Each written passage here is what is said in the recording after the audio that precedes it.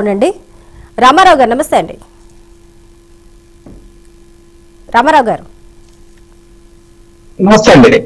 నమస్కారం. రామారావు గారు, రామ్ గోపాల్ వర్మని వెనకేసుకొస్తున్న జగన్మోహన్ రెడ్డి వింటుంటే ఎలా ఉందండి? రామ్ గోపాల్ వర్మని వెనకేసుకొస్తున్న జగన్మోహన్ రెడ్డి అనేది బయట చాలా ఎక్కువగా సర్క్యులేట్ అవుతుంది. అంటే రామ్ గోపాల్ వర్మని బిఫోర్ ఎలక్షన్స్ జగన్మోహన్ రెడ్డి పిలిపించుకొని మాట్లాడి మీరు సినిమా తీయాలి అంటూ కూడా ఈ అంశాల గురించి మీరు సినిమా తీయాలి, ఈ పాత్రలు ఇలా ఉండాలి, ఈ పాత్రని ఇలా మలచాలి అనేది ముందుగానే మాట్లాడిన తర్వాత రామ్ గోపాల్ వర్మకి గత ప్రభుత్వ డబ్బులతో మూవీలు తీయించారు. అది కూడా వారికి ఫేవర్గా, అపోజిషన్ వాళ్ళకి, అప్పట్లో అపోజిషన్ వాళ్ళకి వ్యతిరేకంగా. ఇది అప్పట్లో ఎంత సంచలనం అయిందో తెలిసిందే. ఈ వార్తలన్నీ కూడా గతంలో మనం విన్నాము, మనం చూసాము. కాకపోతే ఇప్పటికీ కూడా జగన్మోహన్ రెడ్డి రామ్ గోపాల్ వర్మని వెనకేసుకునే వస్తున్నారు. తీసిన సినిమాల్లో తప్పేంటి? సెన్సార్ బోర్డు పర్మిషన్ ఇచ్చింది కదా, అంత మాత్రానికి కేసులు పెడతారా? మరి కేసులు పెడతారనేది ఒక మూవీల విషయాన్ని పక్కన పెడితే సోషల్ మీడియా హ్యాండిల్ చేయడానికి రామ్ గోపాల్ వర్మకి 1.5 crores ఆయనకి అఫీషియల్గా అందాయా లేదా? అంటే వెనకుడు ఎవరు చేయించారు? కొన్ని వీడియోస్ ఇప్పుడు మనకి బాలకోటయ్య గారు చెప్పారు ఎలాంటి పోస్టులు పెట్టారో ఆడపిల్లల మీద, ఎలాంటి అసభ్యకరమైన పోస్టులు వచ్చాయని. కేవలం అవి ఆడపిల్లలకు సంబంధించిన మాత్రమే కాదు, ఇక్కడ లోకేష్ ని వదలలేదు, అలాగే చంద్రబాబు నాయుడిని వదలలేదు, పవన్ని కూడా వదలలేదు, ఎవరిని వదలలేదు. వాళ్ళ తలకాయలు తీసేసి ఆడవాళ్ల ఫోటోలు పెట్టి అసభ్యకరంగా ట్రోల్ చేసింది వర్మ కాదా? ఆయన సోషల్ మీడియా హ్యాండిల్స్ లో కాదా? చెప్పండి, ఎందుకు వెనకేసుకొని రావాల్సి వస్తుంది? ఒక విషయం అండి, చెప్పండి. రామ్ గోపాల్ వర్మ గారు సినిమాలు ఈ రోజు నుంచి ఏం తీయట్లేదు. ఏదో చంద్రబాబు నాయుడు గారు ముఖ్యమంత్రి కాకముందు నుంచే ఆయన సినిమా ఫీల్డ్ కి వచ్చిన్నాడు, ముందు నుంచే సినిమాల్లో ఉన్నారు. ఆయన పని, ఆయన వృత్తి సినిమాలు తీసుకోవడం, ఆయన వ్యాపారం అది. మరి అందులో చాలా బయోగ్రఫీ ఫిల్మ్స్ తీసుకునే క్రమంలో ఆయన ఏదైతే ఎన్టీఆర్ గారి చరిత్ర గానీ అట్లాంటి సినిమాలు కూడా కొన్ని తీసినటువంటి వాస్తవం. కానీ రామారావు గారు ఇక్కడ బయోగ్రఫీ గురించి మాట్లాడుతున్నారు కాబట్టి ఇక ఒక చిన్న అంశాన్ని మనం ఇక్కడ గుర్తు చేసుకుందాం. ఎవరిదైనా బయోగ్రఫీ తీయాలంటే వాళ్ళ కుటుంబంలో ఉన్న సభ్యుల పర్మిషన్, ఆయన బ్రతికున్నా లేకపోతే బ్రతికుంటే ఆయన పర్మిషన్, ఒకవేళ ఆయన బ్రతికి లేకపోతే వారి కుటుంబ సభ్యుల పర్మిషన్ అనేది మ్యాండేటరీ. మరి తీసుకున్నారా? అంటే చంద్రబాబు నాయుడు పర్మిషన్ తీసుకున్నారా? పవన్ కళ్యాణ్ పర్మిషన్ తీసుకున్నారా? అంటే క్యారెక్టర్స్ పెట్టేటప్పుడు ఈ విధంగా ఉంది అన్నప్పుడు మీరు బయోగ్రఫీ అంటున్నారు కాబట్టి నేను ఈ మాట మాట్లాడుతున్నాను. వారి పర్మిషన్ మీరు తీసుకున్నారా? బయోగ్రఫీ కంపల్సరీ వారి పర్మిషన్ ఉండాలి, తీసుకున్నారా మీరు? నేను వస్తున్నానండి, చెప్పండి. కొన్ని బయోగ్రఫీ తీశారు, కొన్ని అతను ఆలోచనాత్మకమైనటువంటి అంశాలతోటి కొన్ని చొప్పించి తీశాడు. ఆయన యొక్క వ్యక్తిత్వం అందరికీ తెలిసిందే. రామ్ గోపాల్ వర్మ గారు ఎక్కడా కూడా జగన్మోహన్ రెడ్డి గారిని సమర్థిస్తూ గానీ, జగన్మోహన్ రెడ్డి గారికి మద్దతుగా కానీ ఎక్కడ ప్రచారం చేయలేదండి. ఆయన తనకున్నటువంటి ఆలోచన విధానంతో మనం రక్త చరిత్ర ఇట్లాంటి సినిమాలు కూడా తీశాడు. ఆ క్రమంలో కొన్ని సినిమాలు తీసినప్పుడు కొన్ని క్యారెక్టర్లని అసాసినేషన్ చేసినటువంటి మాట వాస్తవం. అయితే దాన్ని వైఎస్ఆర్ కాంగ్రెస్ పార్టీకి ఆపాదించి మాట్లాడటం కానీ, అట్లాగే రామ్ గోపాల్ వర్మ గారి మీద పెట్టినటువంటి కేసుల అంశం కూడా ఏ రోజు 2014 నుంచి 19 వరకు కూడా కూటమి ప్రభుత్వం అధికారంలో ఉంది కదండి, అప్పుడేం కదిలించలేదు. అంటే కేవలం ఇక్కడ సినిమా ఫీల్డ్ లో 2 గ్రూపులుగా డివైడ్ అయిన మాట వాస్తవం. వైఎస్ఆర్ కాంగ్రెస్ పార్టీ, తెలుగుదేశం. ఏదైతే వైఎస్ఆర్ కాంగ్రెస్ పార్టీ సానుభూతి పరులుగానో, అయితే అది కాకుండా నేతలుగా ఉండి తెలుగుదేశం పార్టీని వ్యతిరేకించినటువంటి వ్యక్తులందరినీ కూడా టార్గెట్ చేస్తూ ఈ రోజు కేసుల పరంపర నడుస్తుందనే మాట మాత్రం వాస్తవం అండి.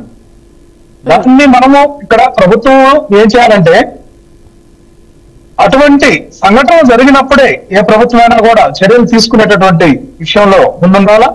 మరి సినిమా ఫీల్డ్ విషయానికి వస్తే రామ్ గోపాల్ వర్మ గారు నేను సినిమాలు తీసుకుంటా ఉన్నాను, నేను ఎప్పుడు సంవత్సరం క్రితం పెట్టినటువంటి పోస్టింగ్లను ఈ రోజు తెలుగుదేశం పార్టీ కానీ లేకపోతే కూటమి ప్రభుత్వంలో ఉన్నటువంటి ప్రముఖ వ్యక్తులు వాళ్ళంతా కూడా ప్రేరేపణ చేసి నా మీద కేసులు పెట్టించి నన్ను ఇబ్బంది పెట్టడానికి వాళ్ళు పోలీస్ స్టేషన్ లో కేసులు పెట్టిస్తున్నారు అనేటటువంటి మాట ఆయన చేసినటువంటి ఆరోపణ ఉంది. రామ్ గోపాల్ వర్మ చేసినటువంటి లేదా ఆయన సంధించినటువంటి ప్రశ్నలకు ఈ కూటమి నేతలు కానీ తెలుగుదేశం పార్టీ నాయకులు కానీ సమాధానం చెప్పరు. కానీ ఆయన పైన ఒక రకమైనటువంటి ద్వేషం, కోపం కలిగి ఉన్నారు కాబట్టి ఆయన ఖచ్చితంగా లోపలేయాలనేటువంటి ఆలోచన విధానంతో పనిచేస్తున్నారు. బాలికల మీద అఘాయిత్యాలు జరిగితే అటువంటి కేసులను వరకు కూడా పట్టించుకున్నటువంటి పాపానుభవ ప్రభుత్వం. రామారావు గారు రామ్ గోపాల్ వర్మ 22 ప్రశ్నలు సంధించారు. అది కూటమి ప్రభుత్వానికి కేవలం కూటమి ప్రభుత్వానికే కాదు, టోటల్ వ్యవస్థలనే ఆయన ప్రశ్నిస్తూ కూడా ఆ 22 క్వశ్చన్లు ఆయన సంధించారు. ఓకే, కానీ 41A నోటీసులు ఎందుకు ఇస్తారండి? విచారణకు రావాలి, ఆయన ఏదైనా చెప్పదలుచుకుంటే చెప్పాలి, వాళ్ళు అడిగిన దానికి సమాధానం చెప్పాలి, అక్కడ ఒక కంక్లూజన్ అనేది అక్కడ దొరుకుతుంది. కానీ 41 నోటీసులకి స్పందించకుండా, విచారణకు రాకుండా, సోషల్ మీడియాలో వీడియోలు చేసి సోషల్ మీడియాలో ప్రశ్నలు సంధిస్తే ఎవరు సమాధానం చెప్పాలి? ఎందుకు చెప్పాలి?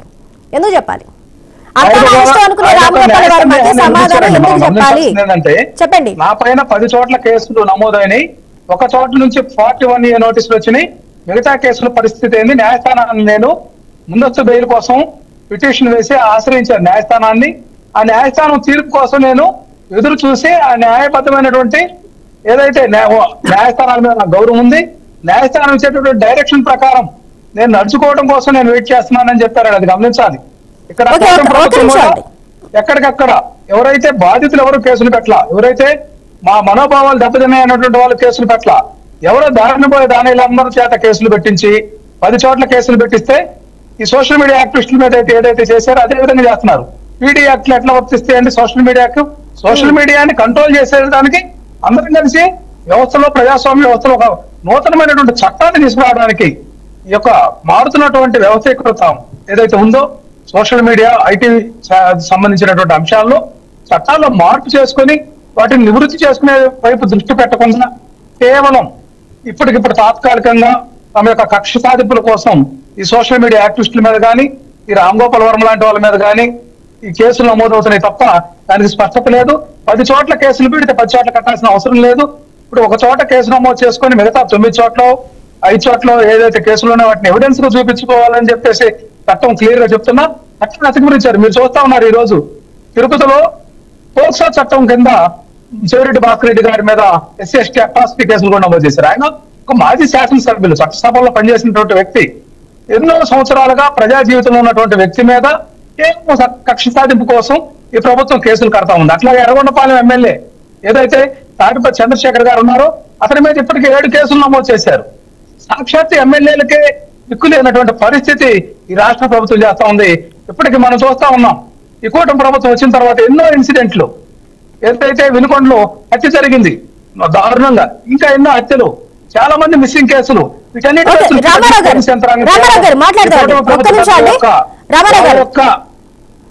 నిమిషం అండి మాట్లాడదాం. ఈ అంశాలను కూడా మరొకసారి మళ్ళీ మాట్లాడదాం. ఒక్క నిమిషం హోల్డ్ అవునండి. వివేక్ గారు,